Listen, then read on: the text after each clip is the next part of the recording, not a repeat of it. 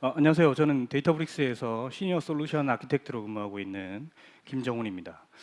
오늘 제가 소개드릴 내용은 엔터프라이즈급 멀티 에이전트 시스템을 어떻게 구축하는지에 대해서 관련해서 소개드리도록 하겠습니다. 저에게 주어진 시간이 지금 한 30분 정도가 있는데요. 제가 오늘 라이브 데모를 할 거라서 최대한 일단 빠르게 진행하고 그 다음에 데모에 귀신이 없기를 바라면서 시작해 보도록 하겠습니다. 네, 먼저 우리는 이미 이제 AI 시대에 살고 있죠. 그리고 요즘은 바이브 코딩의 시대라고 하죠. 그래서 특히 여기 와 계신 많은 분들이 실제적으로 더 실감하고 계실 거라고 생각합니다. 이런 시대의 시작은 우리가 찾아가 보면 뭐 다양한 기술적 사건들이 있었지만 그 중에서 예를 뺄 수가 없습니다. 이게 뭔지는 다 아시죠? 혹시 다 아실 거라 생각하고 얘가 이제 트랜스포머죠. 이거는 원래 나왔던 이유는 NLP 처리를 잘하려고 나온 기술이죠. 그래서 얘를 기반으로 얘가 나왔죠. 그래서 이제 LLM이 나왔고, 얘가 뭐 처음에 나왔을 때는 좀 그랬습니다. 별로 뭐 이게 뭐지? 뭐 약간 서프라이즈 뭐 이 정도였는데, 얘가 이제는 점점 실용화되었고, 이제 얘가 점점 커져서 이제 바이브 코딩이 된 거죠. 그리고 뭐 이런 것들도 나오고. 이런 게 나오니까 이런 식으로 시스템을 만들기 시작했습니다. 우리는 이런 기술들을 이제 통칭해서 생성형 AI 기술이라고 얘기하죠. 그래서 이 생성형 AI가 어떻게 변하고 있는지 잠깐 살펴보도록 하겠습니다. 초기에 이제 생성형 AI가 출현했을 때는 역시 할루시네이션 문제가 있었죠. 뭐 지금도 여전히 문제입니다. 이거는 어찌됐든 이 이슈를 해결하려고 우리는 이제 렉이라는 이름의 난리지 베이스를 활용하기 시작했습니다. 그리고 이 난리지 베이스를 활용하다 보니까 난리지 베이스를 만드는 게 어렵잖아요. 그래서 이 난리지 베이스를 직접 생성하지 않고 기존의 대표적인 난리지 베이스인 RDB 시스템 혹은 DB 시스템을 활용하려고 이제 NL2 SQL이라는 기술을 활용하게 됩니다. 그리고 이제 기존의 난리지 베이스를 DB 시스템만 쓰다가 이제는 더 확장을 해서 웹이라든지 혹은 기존에 구축되어 있는 레거시 애플리케이션이라든지 이런 시스템까지 확장하기 위해서 이제 툴 콜링 에이전트라는 기술이 나오게 됐고요. 이 기술은 또 부가적으로 이걸 하다 보니까 단순히 난리지 베이스의 확장뿐만이 아니고 시스템에 대한 액션도 가능하게 되었습니다. 이제 확장할 대로 확장하니까 이제 확장할 데가 없죠. 그래서 이제 툴 콜링 에이전트들이 만들어 놓은 난리지 베이스까지 쓰겠다. 그렇게 해서 나온 게 멀티 에이전트 기술이라고 보시면 되고, 요즘 이제 멀티 에이전트 기술이 요즘에 이제 가장 주류로 하고 있는 기술이죠. 지금까지를 좀 정리해 보면 생성형 AI의 발전과 변화는 결국은 난리지 베이스를 확장하려고 하는 목적에 있었습니다. 물론 뭐 다른 다양한 이유들도 있겠지만, 근데 왜 난리지 베이스를 확장해야 되냐? 그 얘기를 해보려면 우리가 이제 에이전트가 뭔지 좀 살펴볼 필요가 있습니다. 네, 에이전트. 에이전트는 뭐 이렇게 정의하고 있습니다. 에이전트는 대부분 LLM에 의해서 구동돼서 뭐 여러 가지 일을 하고, 그리고 그렇게 하기 위해서 만들어진 프로그래밍된 개체라고 돼 있죠. 하나의 오브젝트라는 겁니다. 그리고 이런 에이전트의 이상적인 에이전트는 다음과 같은 특징들을 가지고 있는데, 그 중에서도 특히 이 자율성, 스스로 동작하는 개체라는 게 가장 큰 특징이라고 볼 수 있겠죠. 즉 에이전트라는 게 결국은 여러 가지 변화되고 개선되고 뭔가 된 기술이긴 하지만 결국의 근본은 LLM입니다. 그래서 결국 다시 말하면 얘는 할루시네이션을 가지고 있을 수밖에 없고요. 그래서 이 할루시네이션을 결국은 최소화하는 게 저희 엔지니어들의 여러 가지 역할이기 때문에 이걸 해결하기 위해서 저희들은 지속적으로 난리지 베이스를 확장하는 형태의 시스템의 기술을 가져간다. 이렇게 보실 수 있겠습니다. 그럼 다시 이제 에이전트 얘기로 좀 돌아와 볼게요. 그럼 이제 에이전트를 좀 더 살펴보겠습니다. 우리가 이제 기존의 어떤 컴퓨팅 환경에서 어떤 작업을 하기 위해서 우리는 도구라는 걸 썼는데, 그 도구는 일반적으로 이제 함수의 형태를 가지고 있었죠. 그리고 그 함수들이 가지고 있는 시스템의 집합, 이런 형태로 활용됐습니다. 근데 이제 툴 콜링 에이전트라는 거는 이런 자율성을 가진 에이전트들이 이 도구들을 활용해서 추론하고 그리고 최적의 응답을 찾으려고 하는 그러한 방법, 그게 툴 콜링 에이전트이고요. 또 여기에 따라서 새롭게 파급된 거는 이 액션이 가능하기 때문에 추론 후 응답뿐만이 아니라 추가적 액션까지 가능하게 됐다, 이렇게 볼 수 있습니다. 근데 문제는 이거죠. 이렇게 만들어진 툴 콜링 에이전트도 문제가 점점 복잡해지면 시스템에는 문제가 발생하게 됩니다. 특히 이제 다양한 툴들이 이제 복합적으로 사용되면은 결국 얘가 LLM 기반의 기술이기 때문에 프롬프트를 이제 어떻게 일반화시키고 최적화시켜서 하는 문제냐, 이게 쉬운 문제가 아니거든요. 그래서 결국 할루시네이션 문제는 다시 발생하게 됩니다. 그래서 우리는 이걸 또 개선하기 위해서 무한반복의 수정 작업을 해야 합니다. 이를 해결하려고 나온 또 이제 개념이라고 볼 수 있는 건 또 이제 복수 에이전트를 활용하자는 멀티 에이전트 개념. 아까 전에 이제 날리지 베이스의 확장이라고도 봤지만 이거는 싱글 에이전트의 문제를 해결하기 위한 방법이라고 볼 수 있습니다. 그래서 해결책은 어렵지 않습니다. 간단합니다. 기존에 하나가 너무 많은 일을 해서 복잡하니까 얘를 특정 직업 기능별의 유형에 따라서 에이전트를 분류하자는 겁니다. 그래서 분류해서 관리를 하면 좀 더 효율적으로 활용할 수 있다는 거고요.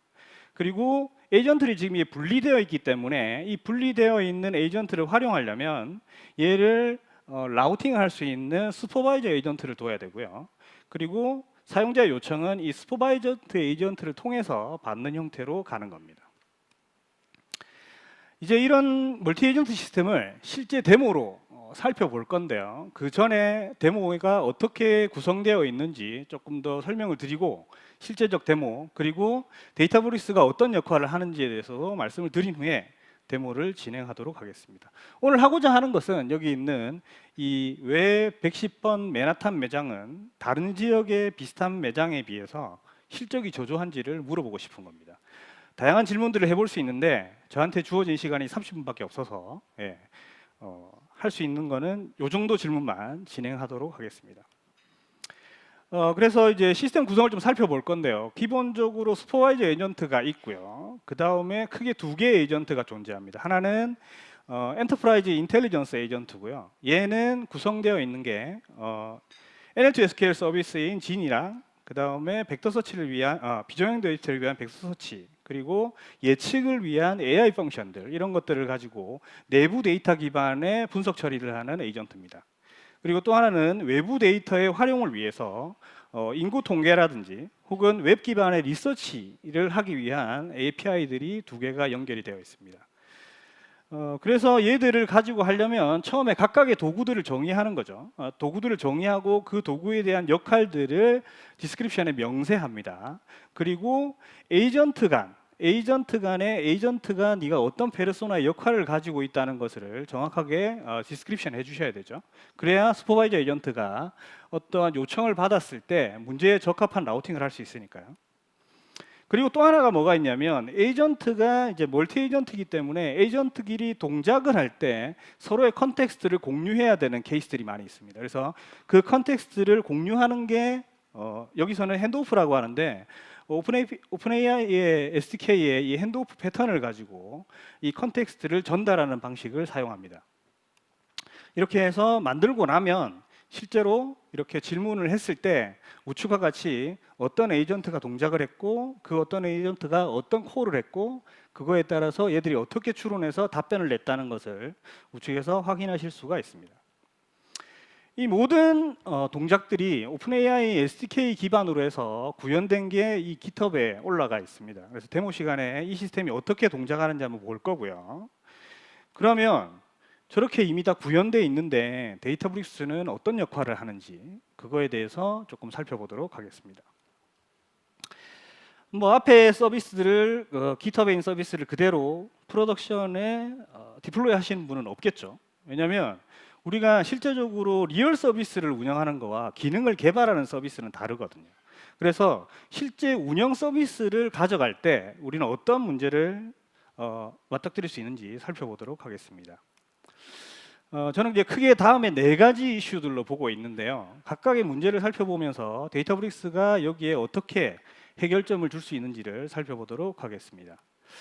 먼저 앞에 소개드렸던 그 시스템은 일단 코드 기반으로 구현을 하고 있고, 그리고 그 코드 기반으로 구현을 했을 때는 아까 전에 설명드렸던 파라미터라든지 혹은 여러 가지 납스들이 많이 있습니다. 청킹이라든지 뭐 인덱스 사이즈를 어떻게 할 거라든지 이런 문제들. 근데 이런 문제들에 대한 최적의 파라미터 값을 잡는 게 코딩의 문제뿐만이 아니라 또 다른 문제로 또 다른 복잡한 문제로 다가올 수 있다는 거죠. 뭐 요즘은 이제 바이브 코딩 시대이기 때문에 클로드가 많은 것들을 해줍니다. 그래서 그걸 도움을 받을 수도 있지만 어찌됐든 코딩의 레벨에서 우리는 구현을 하고 있다는 겁니다. 이걸 위해서 데이터브릭스는 에이전트 브릭스라는 것을 통해서 이 문제를 해결하는 거고요. 에이전트 브릭스는 뒤에 데모에서 나오겠지만 어떤 유스 케이스에 대해서 데이터를 지정하고 나면 에이전트 브릭스가 그에 맞는 최적의 파라미터들을 최적화해 줍니다. 그리고 그 결과에 대해서 피드백을 받는 방법을 통해서 품질을 지속적으로 개선할 수 있게 만들어 줍니다. 두 번째는 역시 보안 이슈가 있고요. 보안 이슈라는 게 결국은 그 시스템을 쓰는 사용자에 따라 다르게 뭔가에 접근이 되어야 된다는 거죠. 그래서 데이터브릭스는 OBO 인증 메커니즘을 통해 가지고 앱 자체에서 하나의 전역 권한을 주는 게 아니라 앱이 로그인한 사용자의 자격 증명을 상속받아서 리소스의 접근 제어를 가능하게 할 수 있습니다. 예를 들어서 뭐 강남 매장 관리자가 앱에 접속해서 이런 질의를 하면 유니티 카탈로그에 로레벨 필터가 작동을 하고, 그래서 오직 강남 매장의 데이터만 조회할 수 있게 만드는 거죠. 그리고 모든 쿼리의 성능 지표랑 감사 로그가 기록되어서 나중에 이제 보안 감사에 활용될 수 있게 할 수 있습니다. 네, 세 번째는 이제 실제 시스템이 운영되면서 시스템은 성능을 지속적으로 유지해야 되는데요. 이제 이게 쉬운 문제가 아니죠. 특히 AI 시스템 같은 경우에는 실제 입력 데이터에 그 결과가 의존되기 때문에 그 문제는 더 복잡해집니다. 이걸 위해서 이제 데이터브릭스에서는 다음과 같이 에이전트의 성능을 관리하기 위해서 다양한 기능들을 제공합니다. 제가 이제 빨리 할 수밖에 없는 게 시간이 너무 많이 가가지고 빨리 마무리하도록 하겠습니다. 그래서 마지막으로 이제 구축된 이런 AI 시스템을 사용자의 시나리오에 맞게 최적화된 인터페이스로 배포를 해야 되는데 이것 또한 쉬운 문제가 아니죠. 그래서 데이터브릭스에서는 크게 두 가지의 방법으로 배포가 됩니다. CLI, 그 다음에 프론트엔드 방식. 이게 UI 기반으로 배포가 된다, 이렇게 보시면 되겠습니다. 그리고 지금까지 얘기했던 이 모든 기능들은 자동화된 기능들은 유니티 카탈로그라는 기능이 베이스가 되기 때문에 가능하다고 보시면 됩니다. 그리고 이제 앞으로의 멀티 에이전트 시스템은 이렇게 되는 거죠. 지금은 멀티 에이전트 시스템이잖아요. 이 각각의 멀티 에이전트 시스템을 다시 코디네이트하는 와이드한 오케스트레이터를 가지는 슈퍼바이저 오브 슈퍼바이저 멀티 에이전트 시대가 온다는 거죠. 그래서 이런 복잡한 구조의 멀티 에이전트 시스템이 왔을 때 결국은 데이터브릭스 플랫폼의 이런 특화된 역량 분납이라든지 혹은 자동화된 LLMOPS라든지 통합 거버넌스를 통해서 좀 더 복잡한 시스템을 편하게 여러분들의 기업 혁신에 활용할 수 있게 되기를 바랍니다. 지금까지 소개한 내용을 전체적으로 데모하는 시간을 가져보도록 하겠습니다. 데모가 제가 준비한 시간이 다 돌리면 20분 걸리거든요. 근데 저한테 남은 시간이 16분밖에 없습니다. 그래서 최대한 압축해서 해보도록 하겠습니다.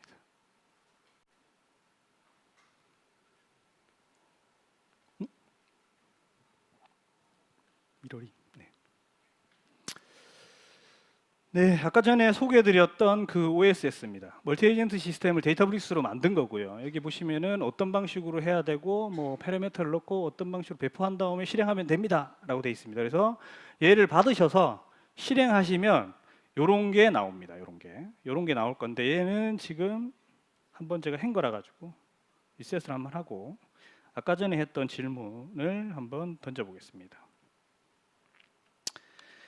얘도 제가 좀 보기 좋게 하려고 여러 가지 좀 바꾸긴 했습니다. UI에 뭐 이런 것들은 안 나오거든요. 직접 받아서 해보시면 안 나오는데, 예, 아까 전에 했던 질문을 지금 던지고 있고요. 예, 이 질문이 돌아가는 시간이 좀 걸리기 때문에 다음 데모를 한번 보도록 하겠습니다. 네, 다음은 저희가 이제 이 멀티 에이전트 시스템을 데이터브릭스에서 어떻게 보여줄 수 있느냐, 에이전트 브릭스로 어떻게 할 수 있느냐를 보여드릴 거거든요. 그래서 실제로 데이터브릭스 시스템에서 아까 얘기했던 4가지의 에이전트가 있었습니다. 그 에이전트를 보여드릴 건데요. 보시면은 이제 함수형의 유니티 카탈로그 함수형의 형태로 2개가 있습니다. 3개가 있는데 요게 이제 요거는 뭐냐면 제미나이를 불러서 제미나이를 REST API로 불러서 전체적인 추론을 하는 기능을 하는 겁니다. 그래서 얘 실제 구현을 보면 그냥 복잡하게 보이지만 제미나이의 REST API를 던지는, 그러니까 어떤 질문을 받아서 던지는 거라 보시면 되고요. 그 다음에 얘는 미국에 있는 인구조사 사이트 센서스 데이터라는 곳에 직접 콜을 해가지고 어느 지역에 대한 인구 데이터를 받아오는 API입니다. 그래서 얘를 2개를 등록했는데 얘를 등록하는 방법은 그럼 어떻게 하냐? 여기서 보시다시피 이렇게 SQL 문으로 특정 펑션을 만들어주면 됩니다. as를 넣고 아까 있던 그 소스를 여기 집어넣고 돌려주시면 여기에 이렇게 유니티 카탈로그의 형태로 이렇게 등록이 됩니다. 그리고 그거 말고 제가 NL2 SQL을 위해서 지니룸을 2개를 만들어 놨는데요. 하나가 스토어 퍼포먼스, 그러니까 그 가게의 현재 매출 상태나 이런 것들을 나타내는 지니룸을 하나 만들었고요. 또 하나는 뭐냐면 프로덕트 인벤토리, 지금 재고 상태가 어떤지에 대한 것들에 대한 프로덕트 인벤토리에 대한 지니룸을 하나 만들어 뒀습니다. 지금쯤 되면 이제 완료가 됐겠죠? 아직 안 됐네요. 지금 돌고 있습니다.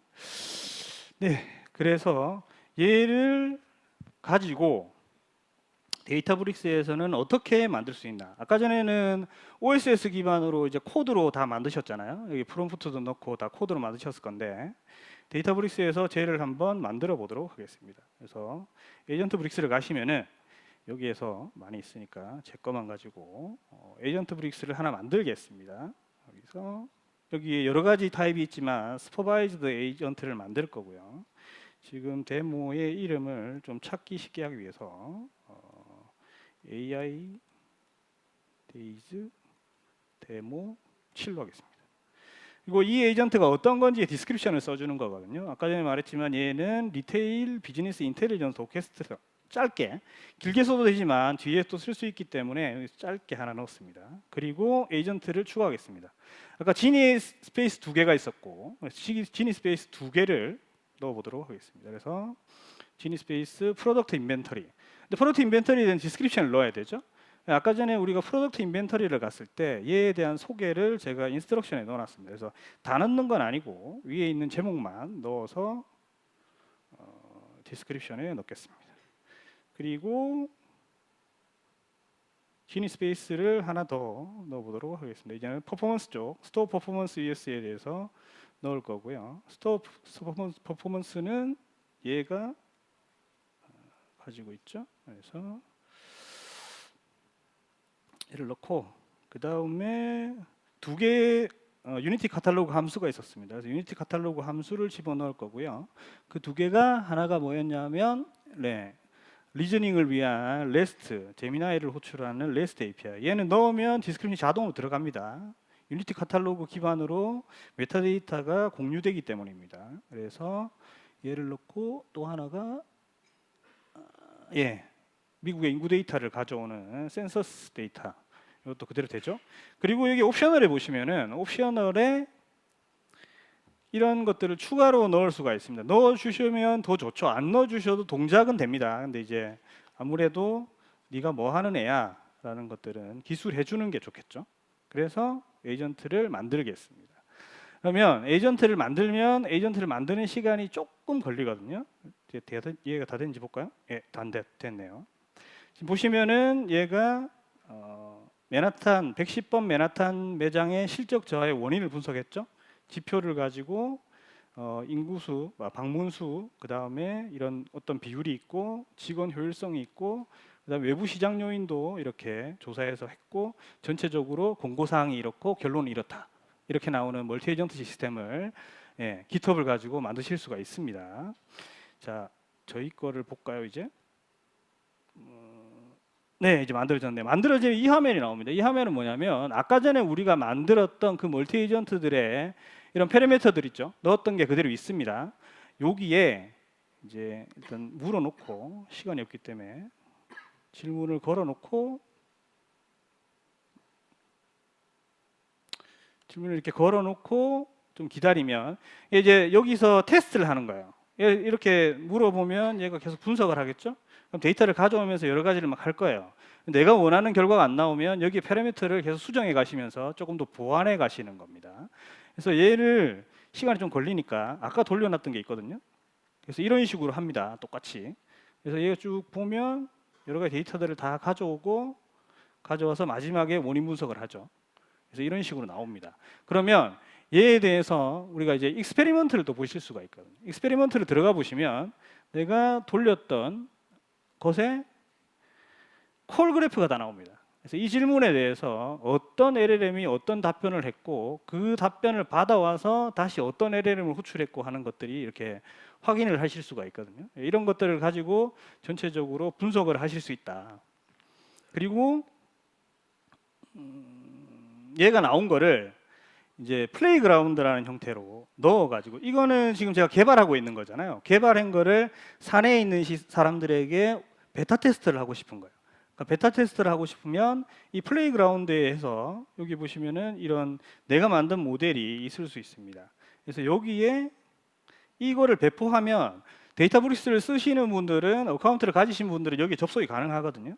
그래서 여기에 질문을 이렇게 바로 던져가지고 테스트를 하시고 이 테스트를 하는 이유는 얘를 하고 나면 베타 테스트를 통해서 사용자들이 쓰실 거잖아요. 이렇게 매장에서 쭉 결과를 받으시고 나면 얘가 효과적이었다, 아니었다라는 피드백을 줄 수가 있습니다. 그래서 썸네일도 줄 수 있고 잘못된 것들에 대해서 그래서 휴먼 피드백을 받아서 개선할 수 있다는 거죠. 그렇게 해서 일단 만드는 건 보셨습니다. 그리고 얘가 엔드포인트의 형태로 제공이 되거든요. 그래서 엔드포인트의 형태로 제공이 되기 때문에 이 엔드포인트를 가지고 여러분들이 프론트엔드를 만드셔가지고 프론트엔드에서 얘를 호출해서 쓰시면 됩니다. 근데 이제 이렇게만 하면 좀 아쉽잖아요. 아까 제가 디플로이 얘기도 했고. 그래서 또 다른 걸 좀 보여드리면 어떤 걸 할 수 있냐면 지금은 에이전트 브릭스를 가지고 얘기했습니다. 근데 이 플레이그라운드에서 재밌는 걸 할 수 있어요. 플레이그라운드에서 어떤 걸 하실 수 있냐면 내가 슈퍼바이저 에이전트를 내가 예를 들어서 소넷으로 하겠다. 제가 지금 뒤에 이제 얘기는 할 건데 리뷰는 할 건데 지금 제가 이 테스트를 너무 많이 해가지고 소넷 패킷 그러니까 회사 내부에 패킷 리밋이 걸려가지고 지금 동작이 안 됩니다. 그래서 여러분들이 클로우드 거를 많이 쓰시면 비용을 많이 쓰신다는 걸 여기서도 한번 더 아실 수 있고요.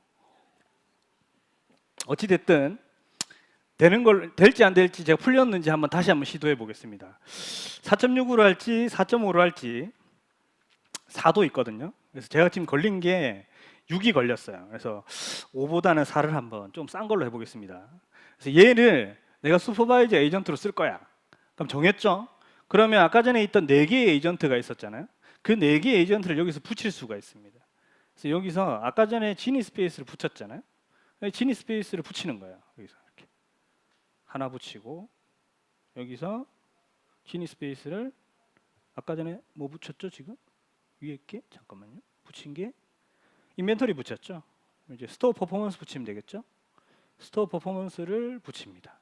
그리고 여기에 UC 펑션을 붙이는 거죠. 아까 전에 우리가 했던 게 리즈닝 레스트 이거죠. 레스트 기반으로 제미나이 호출하는 거 얘를 붙이고 그리고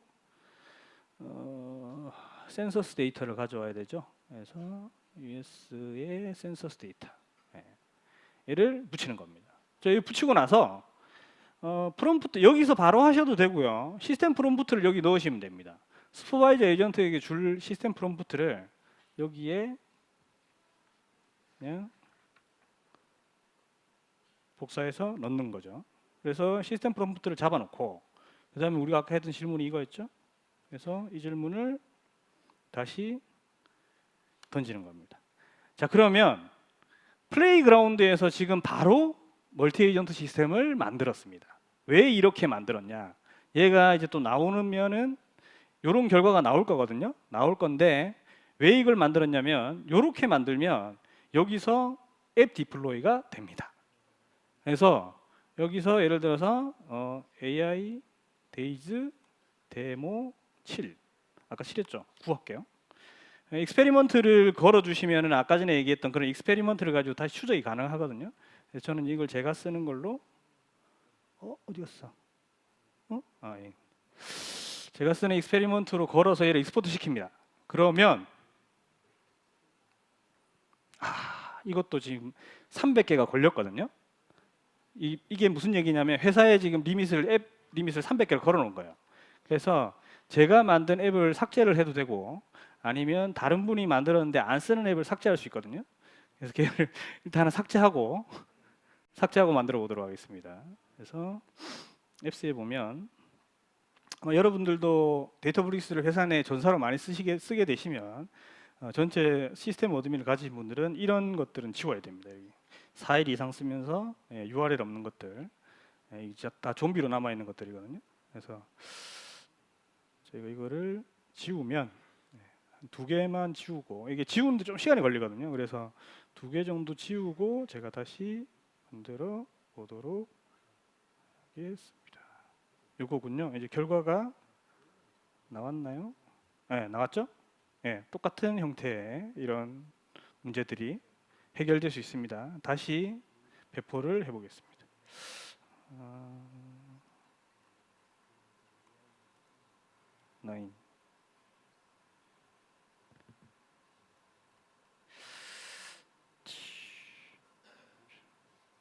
될 것 같은데, 예, 될 것 같습니다. 되는 거, 이 정도 되면 되거든요. 그래서 이렇게 되면 에이전트가 이렇게 배포되고 있습니다. 이 배포되는데 한 2분 걸리거든요. 근데 저한테 지금 3분 남았어요. 그래서 이걸 볼 수는 없고 이걸 볼 수는 없고 얘가 만들어 놓은 게 있습니다. 얘가 만들어 놓은 게 얘인데 얘를 제가 아까 전에 얘기했던 그 리뷰를 한다는 게 이건데 아까 전에 들어오기 전에 테스트를 해봤거든요. 얘를 문제가 뭐냐면 여기서 리밋이 걸려 있습니다. 그래서 지금 아마 돌리면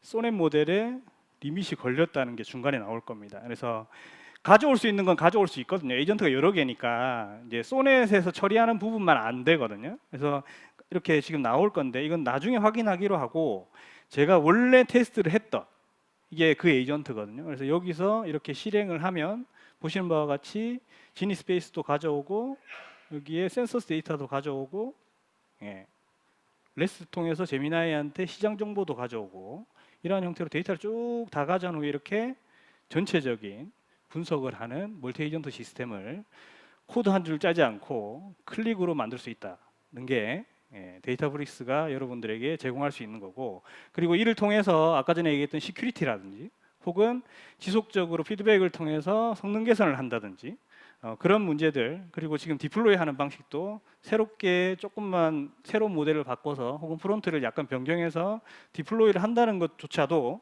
굉장히 심플하게 하실 수 있다는 거죠. 지금 보시면은 여기에